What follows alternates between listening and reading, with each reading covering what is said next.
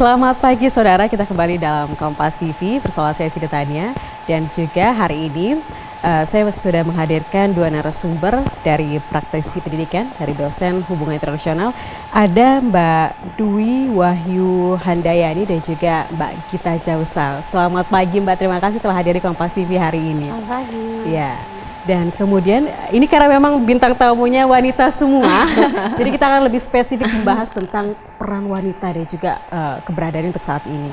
Kalau misalnya kita melihat kemarin, mulai dari tanggal 25 November sampai dengan hari ini dan esok, itu kan ada beberapa rangkaian acara, begitu ada rangkaian peringatan hari yang lebih spesifik bahwa keberadaan wanita begitu. Bisa dikatakan aksi 16 hari tanpa kekerasan terhadap perempuan begitu ya. Dan mungkin dari Mbak Dwi sendiri bisa melihat bahwa ini kan sangat kompleks sekali kalau wanita ini, mulai dari perannya, kemudian juga permasalahan yang sering dialami oleh wanita. Kalau misalnya dari perspektif HI sendiri melihat aksi ini seperti apa, Mbak Dwi? Dipersilakan. Terima kasih. Ini adalah kampanye gender based violence ya. Yang itu memang muaranya dari internasional. Kenapa dikaitkan dengan HI tadi? Memang ini adalah satu kampanye dari Majelis Umum PBB tentang kekerasan yang berbasis perbedaan jenis kelamin atau gender.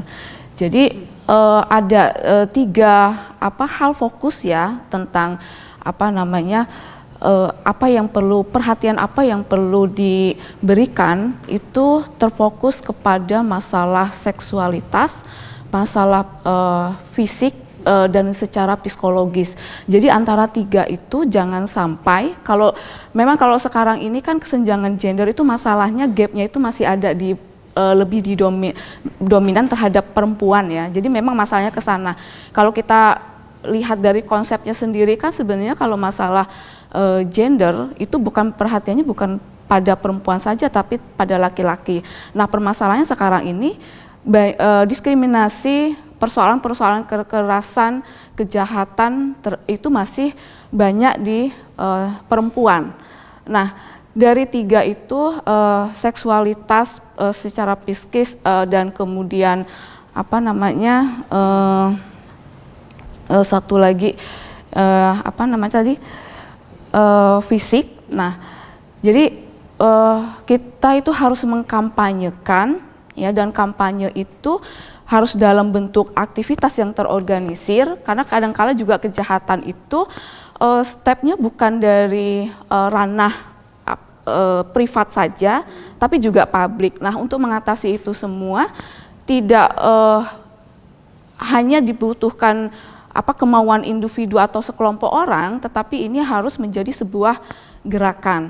Nah, di aktivitas PBB itu sendiri, aktivitas peran-peran tadi ya fokusnya terhadap itu, kemudian itu harus menjelma dari beberapa level ya, karena memang kekerasan terhadap perempuan itu terjadi di ranah domestik, kemudian terjadi di ranah publik, dan kemudian juga terjadi di ranah negara. Nah, kalau di ranah privat atau publik itu di rumah tangga atau di lingkungan yang terdekat dengan perempuan. Di ranah domestik itu bisa di lingkungan kerja, lingkungan pergaulan, lingkungan sosial dia. Di ranah negara, kita kalau berbicara masalah kekerasan terhadap perempuan itu bisa terjadi pada kebijakan negara terhadap perempuan itu bagaimana, kemudian keputusan negara yang kadang-kadang misalnya dalam bentuk perang dan sebagainya dengan alasan keamanan negara dan kepentingan nasional, kemudian juga konflik-konflik yang terjadi di interstate ya, internal negara. Nah kalau sekarang itu kan domain politik internasional itu bukan hanya masalah keamanan internasional yang berbicara tentang perang antar negara, tetapi juga ternyata konflik itu terjadi di dalam internal negara. Nah itu jadi perhatiannya kenapa perlu ada gerakan ini. Tetapi ini gerakan yang sebenarnya kita tidak lari ke level kebijakan dulu. Kalau akarnya itu belum dapat sebenarnya, akarnya itu belum Berarti, tercerahkan gitu, belum ada kesadaran. Jadi kita mau membangun kesadaran tersebut, terutama di sasarannya adalah generasi muda. Generasi muda terlebih dahulu. Baik, dan kalau misalnya ini kan ada aksi 16 hari tanpa kekerasan terhadap perempuan. Kalau misalnya Bu Gita sendiri, sebenarnya apa sih Bu yang melatar belakangi kenapa harus 16 hari begitu?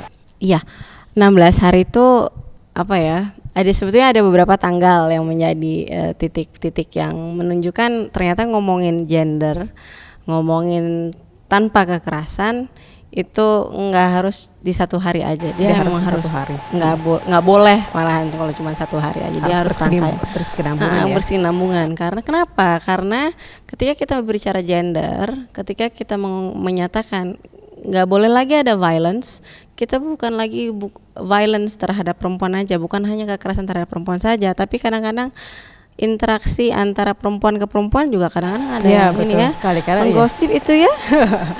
itu pasti itu itu yang kata Mbak Dwi tadi, ini bisa psikologis urusannya.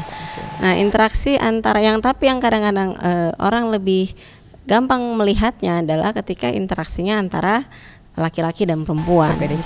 Ya, itu masalah yang antar manusia ya. Itu yang paling pertama yang harus dihadapi gitu kan. Nah, kenapa dia harus 16 hari? Karena dia harus disadari oleh semua level. Nasional, lokal, dari nasional, unit terkecil bahkan ya. Dari unit terkecil.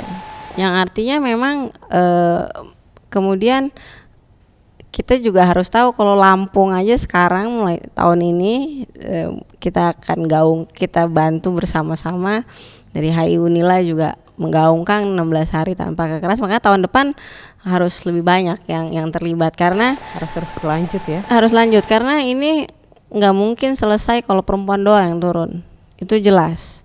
Laki-laki juga harus terlibat. Harus.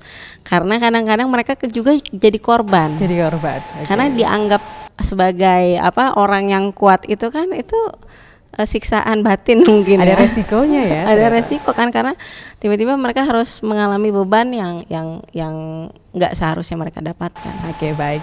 Ini perbincangan yang sangat asik sekali karena memang narasumbernya juga semuanya perempuan. Tapi kita akan bahas lagi tapi setelah pariwara berikut ini, tetaplah di Kompas TV.